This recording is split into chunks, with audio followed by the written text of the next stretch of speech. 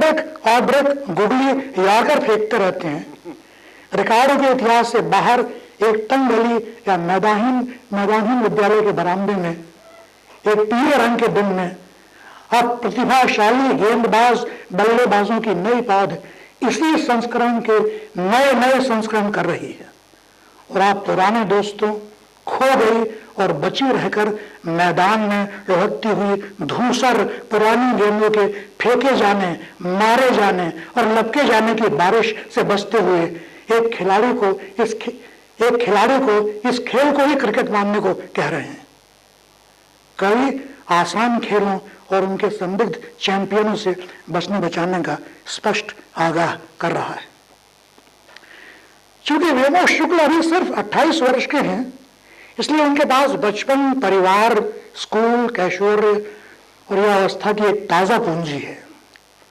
लेकिन उनके कवि का इन सबको याद करने और देखने का तरीका ही ऐसा है कि हर अवस्था, स्थिति और सोपान के मानी बदल जाती हैं। हर असामान्य प्रतिभा वाला बच्चा स्कूल से भागता है, और अपनी कविता स्कूल से भागने के अनेक कारण हैं। वे कहते हैं, भागने के नुकसान उठाते हुए आप अधिक मनुष्य बनते हैं। घरेलू परीक्षाओं, प्रैक्टिकल्स और कक्षा में आपकी सीट अधिकाधिक पीछे होती जाती है, और कथित प्रतिभाशालियों की चमक आपको हताश और प्रतिबद्ध भगोड़ा बनाती है। लेकिन कक्षा खत्म होने के बाद अध्यापक के पीछे भक्तिपूर्वक चलते हुए कुछ सुविधाजनक सवाल पूछने जैसी अनेक दूसरी चापलूस हरकतों से आप अनायास बच जाते हैं। यह आवारगी, चंचलता और हिम्मत आखिरकार आपको कुछ प्रमेयों, रासायनिक बीजगणितीय सूत्रों, कविताओं का जानकार बना ही जाती है, और इम्तिहान के वक्त दैनीय महत्वाकांक्षाओं की काटपीट आपकी उत्तर पुस्तिका में नहीं मिलती, क्योंकि फिर पास तो लगभग सब हो जाते हैं। लेकिन इस तरह भागते हुए पास होने में विजय है, और जितने नंबर मिले उन्हीं से संतुष्ट होने का अद्वितीय एहसास। यही वो असफलता का शिल्प और तलाश है जो हर सच्चे रचनाकार का गंतव्य है। अपूर्णता भी असफलता का एक पर्याय है। इसे कवि सायास जानता लगता है। हमारा कवि अपनी कविता अपूर्ण में जब एक खचाड़ा रोमांटिक सीन और उसके पहले दृश्य से भी यथार्थ लगता हुआ दूसरा दृश्य समाप्त हो जाना चाहता है, उसके साथ एक कविता भी, तो कवि कहता है, लेकिन वास्तविकता अनंत आगामी दृश्यों पर सवार होकर आती जा रही है। घनघोर सच्चाइयां पहले दूसरे दृश्य में लगातार दाखिल हो रही हैं। एक पत्रिका के रक्त रंजित पन्ने उड़ते चीखते आते हैं, मुख्यमंत्री ने निर्दोष नागरिकों की हत्या की है। कुटिलता में हंसते मुस्कुराते चुनौती देते लोग कहते हैं, हमने स्त्रियों, बच्चों, भ्रूणों के साथ मनमाना अत्याचार किया है। इस दृश्य को दर्ज कर रहा कैमरा अंधा हो जाता है, उसके शीशे फूट जाते हैं। उसके बाद विध्वंसकों और हत्यारों का आगमन होता है, और यह सब और इनके ही आगे के दृश्य जब भाषा में नहीं समझे कहे जा पाते, जब सारे शब्द, सारे प्रत्यय यथार्थ का वहन नहीं करते, जब लिपि झूठ बोलती अकारण खुशियां मनाती हुई अजनबी हो जाती है, तब एक तलाश, एक राय, एक कविता यहां पहुंचकर पूरी होने से इनकार करती है। व्योमेश की कविता इस तरह लगातार पूरी होते हुए भी पूरी होने से इनकार करती है। मुझे बहुत अफसोस रहा, और मामर जी चले गए इसका भी अफसोस है। मैं बतलाता हूं उनको कि ये कवि कहां पहुंच चुका है। जिसकी शुभकामनाएं उन्होंने व्यक्त की थी, ये कवि उससे बहुत आगे पहुंच चुका है, शायद नामर जी की समझ के आगे जा चुका है।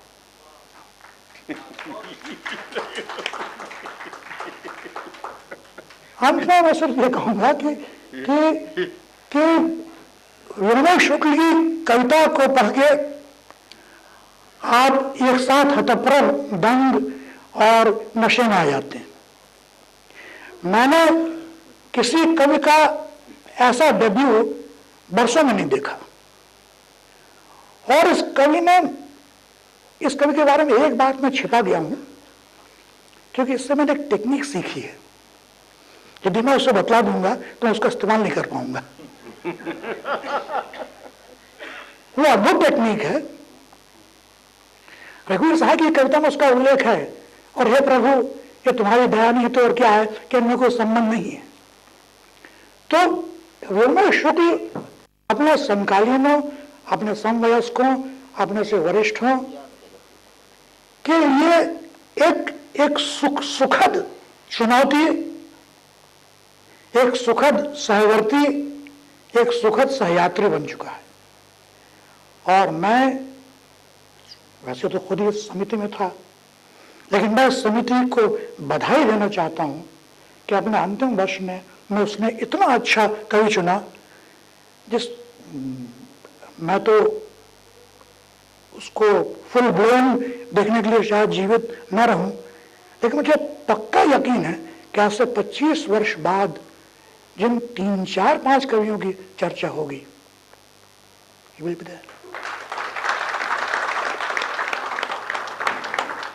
और आपको हम तब भी मिलेंगे। अनिल जी, आप तो अध्यक्ष ही है ना। हाँ, यह आलेख विष्णु खरे जी ने जो पढ़ा है, मैं इसमें कोई प्रशंसा नहीं करना चाहता, सिर्फ ये कहना चाहता हूं कि इस आलेख को छापकर बांटना चाहिए कि लोग पढ़ें, इतना ही कह सकता हूं। और हमारी परंपरा में, भारतीय परंपरा में विष्णु और विश्वनाथ की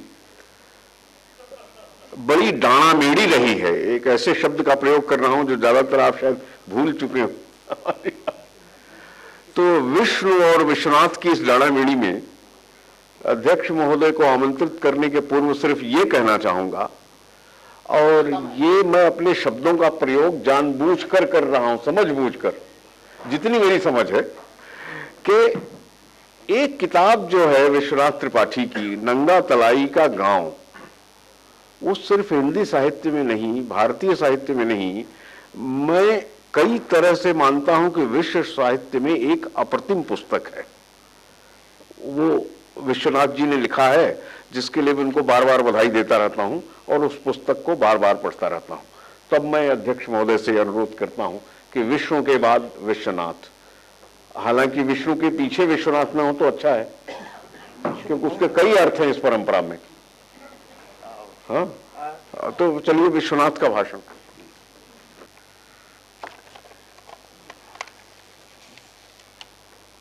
मित्रों, आदरणीय मित्रों, प्रिय मित्रों,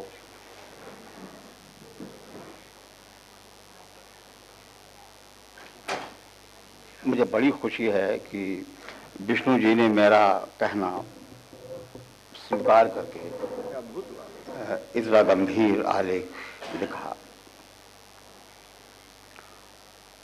अब विष्णु जी तो सच ही बोलते हैं।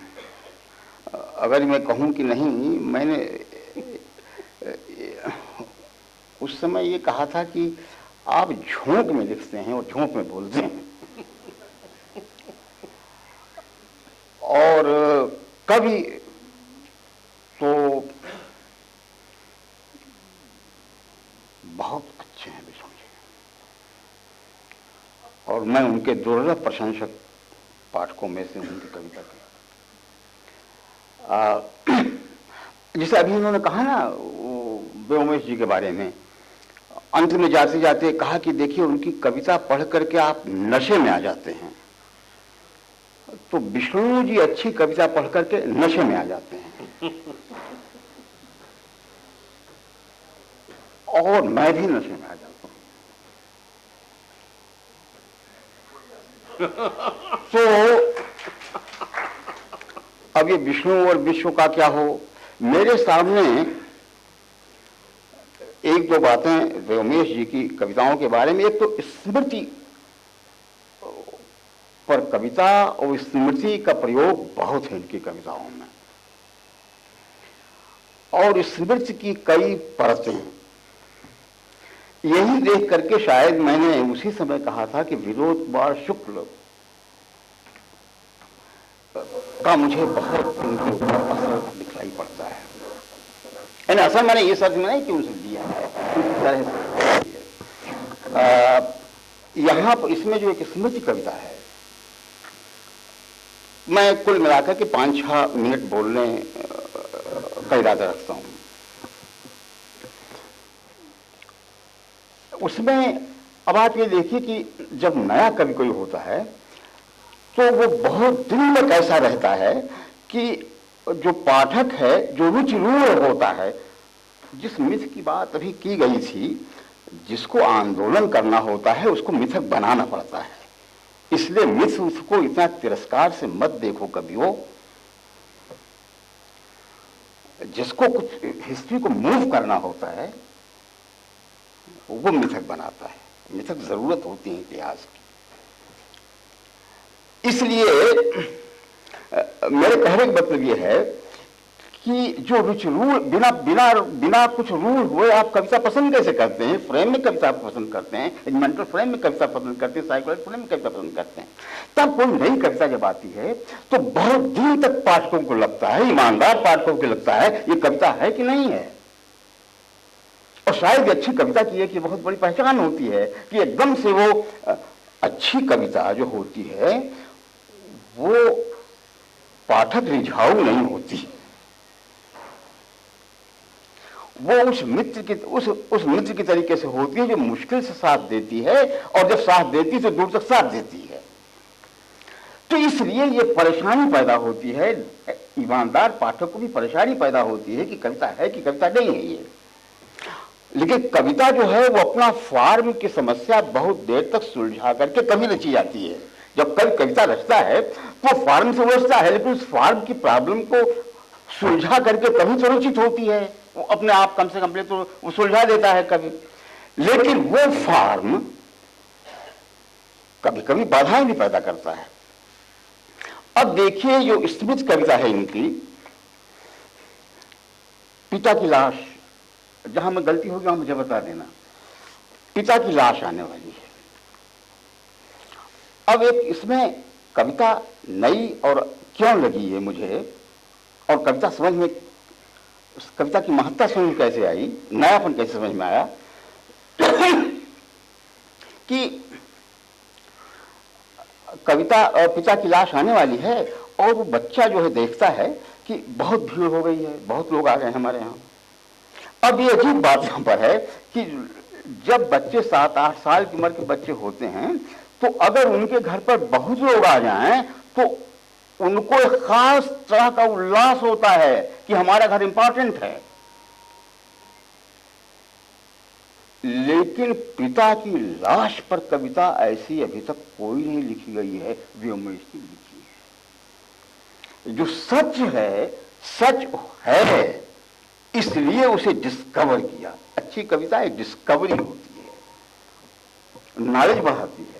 वो अपनी जटिल जो है, जो नहीं है वो तो गड़बड़ हो जाएगा, लेकिन जो है उसकी जटिलता की एक परत खोल करके कविता जो पहले से जानते थे उससे ज्यादा हमें जनाती है, और एक नए सिरे से वो बोध, एक भाव नया पर समृद्ध करती है। कविता इसी तरीके से समृद्ध करती है हमारे मन।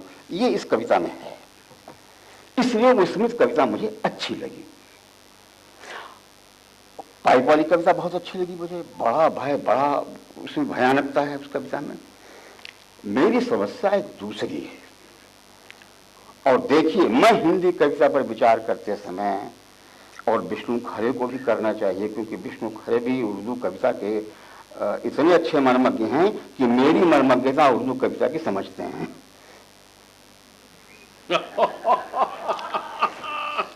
तो मेरे कहने का मतलब यह है कि मैं हिंदी कविता पर उर्दू कविता से बिल्कुल अलग रहकर विचार ही नहीं कर सकता।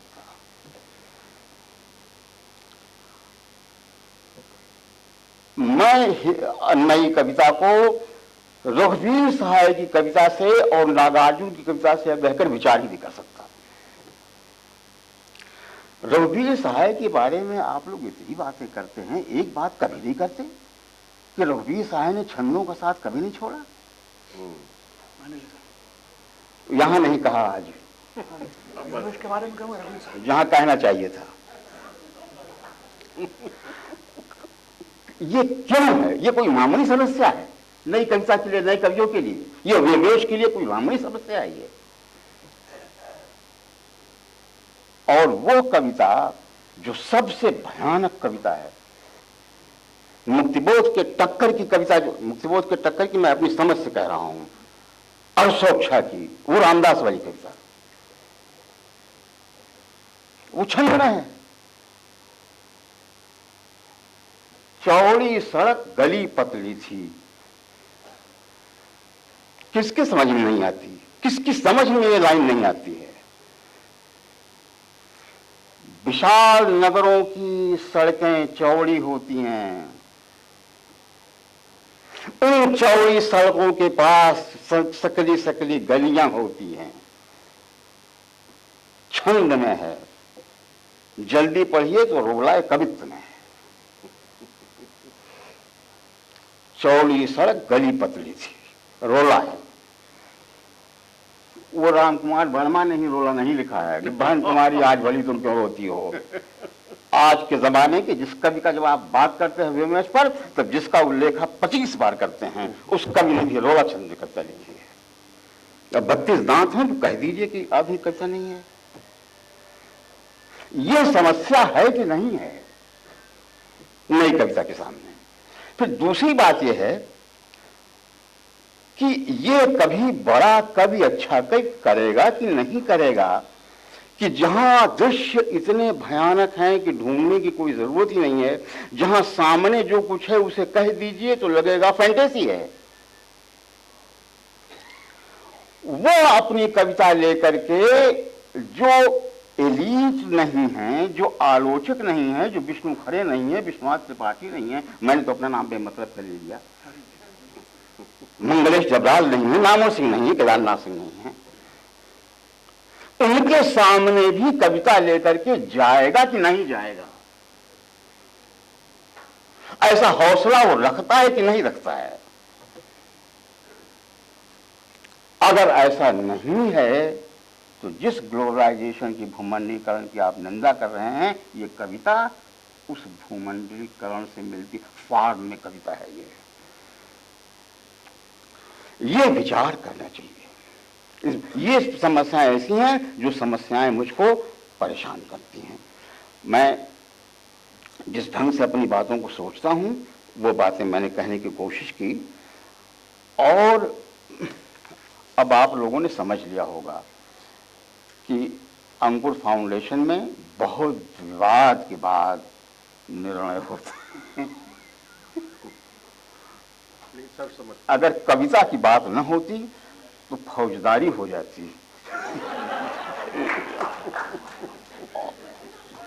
लेकिन वो कविता की संस्कृति है। और हमारे बीच में विष्णु खरे, मंगलेश डबराल जैसे लोग जो कविता जिनकी सांस सांस नई कविता में, आज की कविता में है,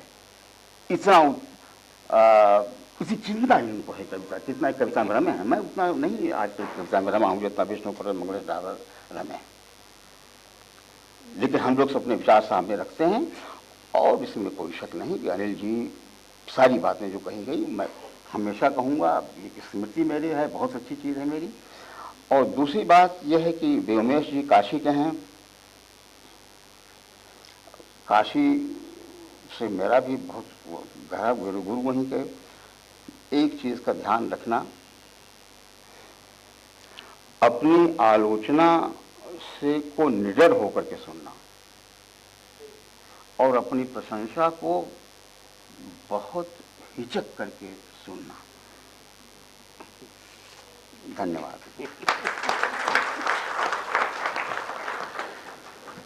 अब मैं धन्यवाद ज्ञापन के लिए अनिल मिश्र जी को आमंत्रित करूं, उसके पूर्व यही कहूंगा कि विश्वनाथ जी ने कह दिया, अध्यक्ष ही उद्बोधन अध्यक्ष का हो गया। और ये जरूर कि बहुत दिनों के बाद भाषा की ताजगी किसी आलेख में, विष्णु खरे की प्रशंसा जरा खतरनाक काम है, वो मुझे करने का अधिकारी भी नहीं हूं कि मैं करूं, लेकिन एक पाठक के रूप में कह सकता हूं कि भाषा की ताजगी इस आलेख में मुझे सुनाई, तो इसको जरा जरूर पढ़ा और जाना जाना चाहिए। ये एक पाठक के रूप में अपनी इच्छा प्रकट करते हुए मैं अनिल मिश्र जी को आमंत्रित करता हूं कि अंकुर मिश्र स्मृति फाउंडेशन की तरफ से आप सबका धन्यवाद ज्ञापन करें। अनिल जी।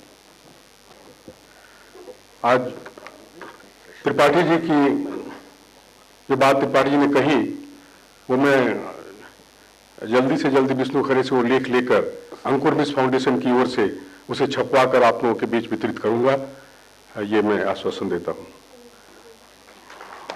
ये आज अंकुर मिश्र स्मृति पुरस्कार का ये 5वां वर्ष है। इन 5 वर्षों में जिन 5 कवियों को पुरस्कार मिला है उनमें से 3 कवि हमारे बीच हैं, हरिप्रकाश उपाध्याय, उमाशंकर चौधरी और आज के कवि व्योमेश शुक्ल। श्रीश कुमार मौर्य आने वाले थे, अचानक उनकी तबीयत खराब हो गई, और विशाल का भी हमें संदेश मिला है। इससे ये पता चलता है कि ये 5 कवि लगातार हमारे संपर्क में हैं और इस पुरस्कार से जुड़े हुए हैं हर तरह से। हर वर्ष की तरह इस वर्ष भी आपकी उपस्थिति यहाँ रही, आप हमारे साथ आए, और इस एक दिन का साथ हमारे लिए पूरे वर्ष का साथ होता है। इसके लिए मैं आप सबका हृदय से धन्यवाद देता हूँ। 5 वर्षों में निर्णायक मंडल के जो सम्मानित सदस्य डॉक्टर नामवर सिंह, डॉक्टर विश्वनाथ त्रिपाठी, श्री विष्णु खरे, मंगलेश डबराल, जिन्होंने इन 5 वर्षों में इस पुरस्कार को स्थापित किया, इसकी प्रतिष्ठा दिलाई, इसे इतना सम्मान दिलाया, अपना समय दिया, अपना सहयोग दिया, स्नेह दिया, और पिछले उनके लिए मेरे पास शब्द नहीं है। हम अंकुर मिश्र परिवार की तरफ से, आप सब की तरफ से उनके प्रति अपनी कृतज्ञता प्रकट करता हूं। एक बड़ी, जैसा कहा कि पिछले 5 वर्षों में लगातार कम से कम 3-4 कवि ऐसे रहे हैं जो रिंग में रहे हैं, उन पर लंबी बहस होती रही है, उनकी कविताओं का पाठ होता रहा है, जैसा कि अभी निर्णायक मंडल ने बताया आपको, और फिर एक कवि के बारे में निर्णय लिया जाता रहा है, जबकि प्रारंभिक अनुशंसा एक सदस्य की होती रही है। आने वाले समय में इसकी रूपरेखा जो हमारे सम्मानित निर्णायक मंडल सदस्य हैं उनसे मिलकर तय किया जाएगा, और इसकी पारदर्शिता, विश्वसनीयता बनाए रखने की पूरी कोशिश की जाएगी। ये मैं अंकुर मिश्र फाउंडेशन की तरफ से आपको बताना चाहता हूँ। हमारे मित्र देवी प्रसाद त्रिपाठी जी हमारे साथ इन 5 वर्षों में रहे, कहीं भी उनकी व्यवस्था रही हो उसको छोड़कर 13 तारीख को वो जरूर दिल्ली में रहते हैं और इस आयोजन का संचालन करते रहे हैं। मैं आपके प्रति भी अपनी कृतज्ञता ज्ञापन करता हूँ। यहाँ हमारे मित्र बाहर से भी आए हैं, प्रोफेसर रमेश दीक्षित जो लखनऊ से आए हैं, वीरेंद्र डंगवाल जी इतने महत्वपूर्ण कवि हैं, वो बरेली से आए हैं, रमेश दधीच जी जो राजस्थान से आए हैं, जयपुर में पढ़ा रहे हैं, प्रोफेसर नित्यानंद तिवारी हमारे सामने बैठे हैं, और इस तरह यहाँ इतने लोग जो यहाँ हैं, डॉक्टर प्रेम सिंह जी हैं, सभी लोगों का मैं हृदय से आभार प्रकट करता हूँ कि इस व्यस्तता भरी जिंदगी में आप हमारे साथ आए, यहाँ रहे, इस कार्यक्रम को सफल बनाए, और मुझे उम्मीद है कि भविष्य में भी आपका सहयोग और स्नेह इस आयोजन को मिलता रहेगा। इन्हीं शब्दों के साथ मैं आपसे विदा लेता हूँ और अपनी अंतिम बार आपको फिर धन्यवाद देता हूँ।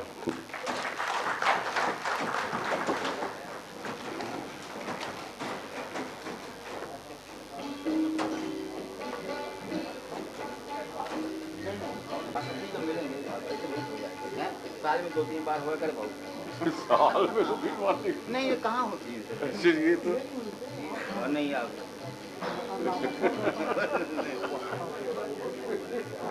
कौन करते हैं?